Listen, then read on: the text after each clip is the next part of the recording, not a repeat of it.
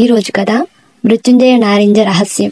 ఒకసారి చైనా చక్రవర్తి శ్రీకృష్ణదేవరాయలకు కొన్ని నారింజ పండ్లు పంపాడు.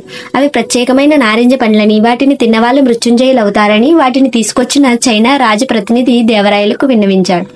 పల్లెంలో నిగనిగలాడుతున్న ఆ నారింజ పండ్లను దేవరాయలతో పాటు సభలో వారందరూ కుతూహలంతో చూస్తూ ఉండగా రామలింగుడు లేచి టక్కున ఆ నారింజ పండ్లను వలిచి నోట్లో వేసుకుని భలే రుచిగా ఉంది అన్నాడు. అది చూసిన వారందరూ ఆశ్చర్యపోయారు. ఈ చర్యకు శ్రీకృష్ణదేవరాయలకు చెప్పలేనంత కోపం వచ్చింది. అవి చైనా చక్రవర్తి నా కోసం పంపిన పండ్లు, నా అనుమతి లేకుండా తీసుకున్నావు, నీకు మరణ శిక్ష తప్పదు అన్నారు. ఆ మాటలు విన్న తెనాలి రామలింగుడు పకపకా నవ్వాడు. ఈ నవ్వు చూసిన రాయలవారికి మరింత కోపం ఎక్కువయింది. ఎందుకు నవ్వుతున్నావు అని అడిగారు.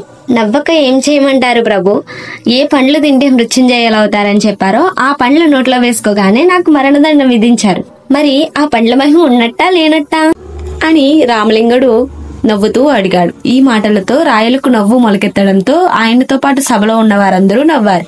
మృత్యువును జయం చేసే మహిమ ఈ పండ్లకు లేవని అర్థం చేసుకున్నాక అద్భుతమైన తీపితో కూడిన ఆ పండ్లను రాయలవారి అనుమతి మేరకు సభలో వారందరూ ఆరగించారు.